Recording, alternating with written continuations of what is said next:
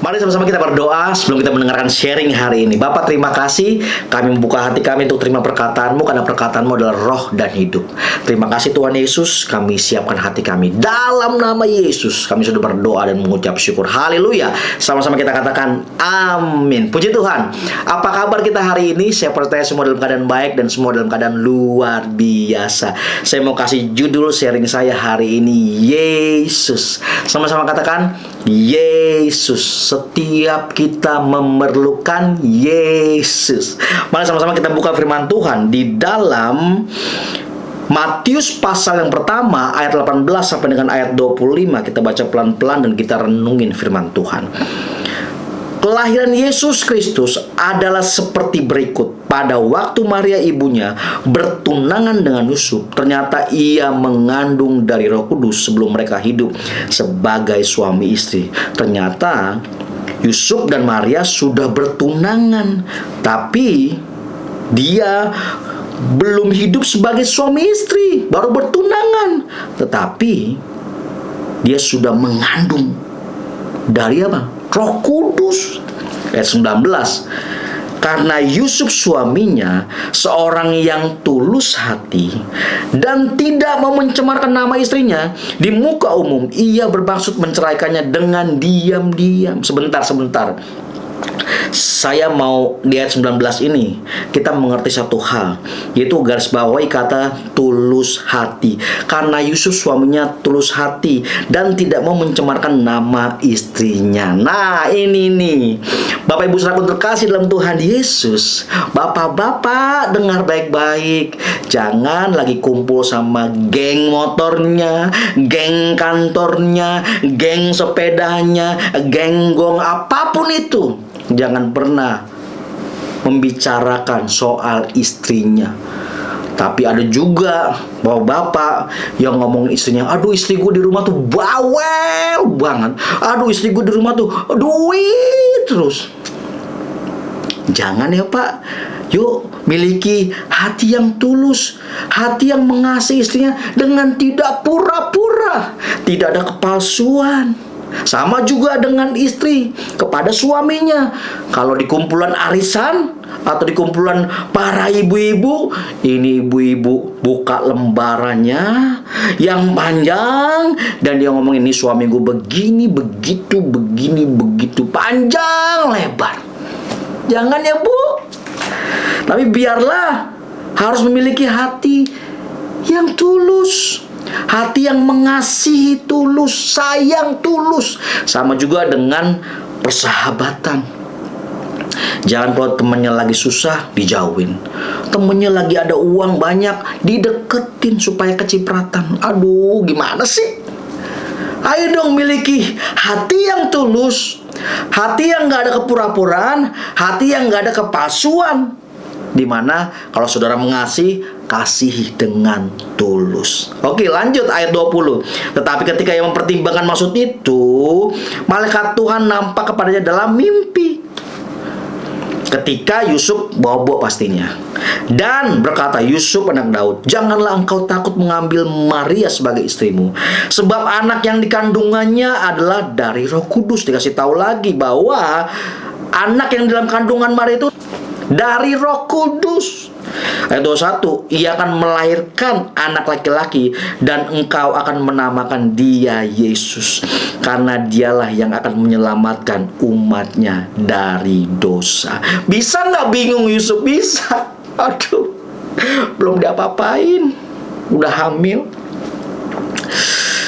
dan nanti melahirkan, aku harus beri nama dia Yesus. Padahal nggak ada darah dagingku. Tapi Tuhan kasih tahu kepada Yusuf, Maria akan melahirkan anak laki-laki, dan engkau Yusuf akan menamakan dia Yesus. Kenapa harus Yesus namanya? Kenapa enggak Joko? Kenapa enggak Jerry atau siapapun? Tapi tidak. Ayat 22, hal ini terjadi supaya genaplah yang difirmankan Tuhan oleh Nabi, sesungguhnya anak darah itu akan mengandung dan melahirkan seorang anak laki-laki, dan mereka akan menamakan dia Immanuel, yang berarti apa? Allah menyertai kita. Di mana Yesus lahir buat setiap kita untuk menyelamatkan saudara dan saya, dan untuk apa? Untuk berjalan bersama-sama dengan kita. Karena apa? Karena saudara dan saya tidak mampu berjalan sendirian. Ayat 24, sesudah bangun dari tidurnya, Yusuf berbuat seperti yang diperintahkan malaikat Tuhan itu kepadanya. Ia mengambil Maria sebagai istrinya. Ayat 25, tetapi tidak bersetubuh dengan dia sampai ia melahirkan anaknya laki-laki, dan Yusuf menamakan dia Yesus. Dan pada akhirnya Yesus lahir. Kenapa dia harus datang ke dunia ini? Dia yang kekal harus menjadi fana. Dia yang tak terbatas oleh waktu harus lahir masuk dalam waktu yang terbatas. Maria itu bukan siapa-siapa, bro, sis. Maria itu, Maria cuma wanita biasa, sederhana.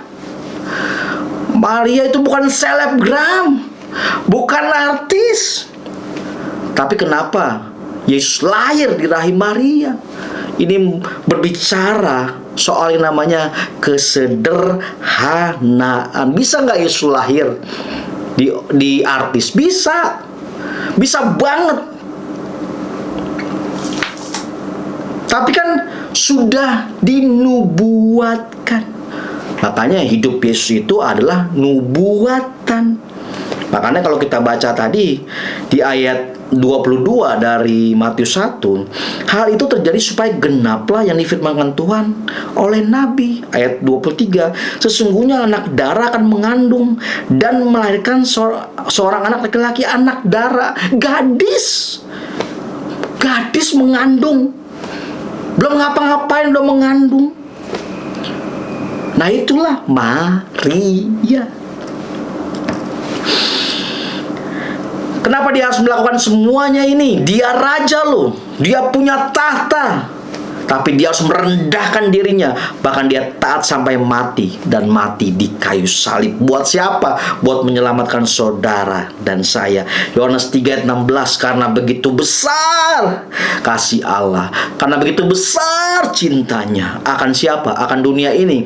Dunia ini bicara tentang apa? Bukan sistem pemerintahan. Tapi dunia ini bicara tentang orang-orang yang ada di dalamnya. Sehingga ia mengaruniakan anaknya yang tunggal. Anaknya yang the best, anaknya yang terbaik, dia berikan buat siapa? Buat setiap kita. Supaya apa? Supaya setiap kita percaya kepada Yesus dan kita tidak binasa, melainkan kita memperoleh hidup yang kekal. Tuhan gak mau lihat kita binasa. Tuhan mau setiap kita selamat. Tuhan mau setiap kita dekat. Tuhan mau setiap kita intim dengan Dia, supaya semua kita tidak binasa. Kira-kira ada nggak raja yang rela berkorban untuk rakyatnya? Kira-kira dalam keadaan terjepit pun raja dunia pasti harusnya dapat yang namanya perlindungan, penjagaan ketat, ada bodyguard. Supaya apa? Selamat. Tapi tidak dengan Tuhan Yesus. Dia raja yang turun berkorban buat saudara dan saya, buat kita. Karena terlalu cinta Dia sama setiap kita. Tuhan membuktikan cintanya buat setiap kita. Dia disalib karena cintanya kepada saudara dan saya, supaya kita semua menerima keselamatan. Wow, terima kasih Tuhan Yesus. Engkau baik. Dia nggak omong kosong. Dia buktikan di mana Dia rela berkorban dan mati di kayu salib. Bilangan 23 ayat 19, Allah bukanlah manusia sehingga Ia berdusta, bukan anak manusia sehingga Ia menyesal. Masakan Ia berfirman dan tidak melakukannya, atau berbicara dan tidak menepatinya? Tuhan gak omong kosong, gak omong doang. Kalau Dia benar-benar mencintai setiap kita, Dia akan buktikan. Dia sudah membuktikannya buat saudara dan saya. Manusia bisa ingkar, tetapi Tuhan tidak. Manusia bisa berjanji, tetapi Dia yang mengingkari. Ada lagunya kan? Kau yang berjanji, kau yang mengingkari. Biasa tuh ya. Lihat laki-laki kalau udah janji ya. Laki-laki tuh kalau udah janji, wow, sayang, lautan akan kuseberangi. Waduh, aku tuh mikir-mikir kadang-kadang lautan itu kan jauh. Dan aduh, bener-bener jauh. Kalau kita seberangi tuh jalan kaki tuh capek gitu loh. Kalau pikir-pikir nyebrang lautan itu, aduh. Kadang-kadang pria kalau janji ya, ampun. Pria-pria denger ya. Terus gunung akan kudaki. Untuk siapa? Untuk kamu, cintaku.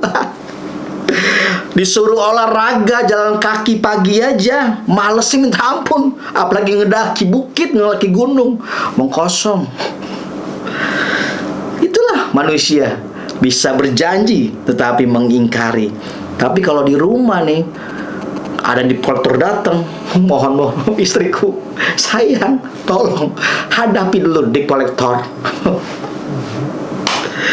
Aduh, biarlah setiap kita memegang Yesus, supaya kita hidup di dalam Yesus, di mana Yesus sangat mengasihi dan menyayangi saudara dan saya.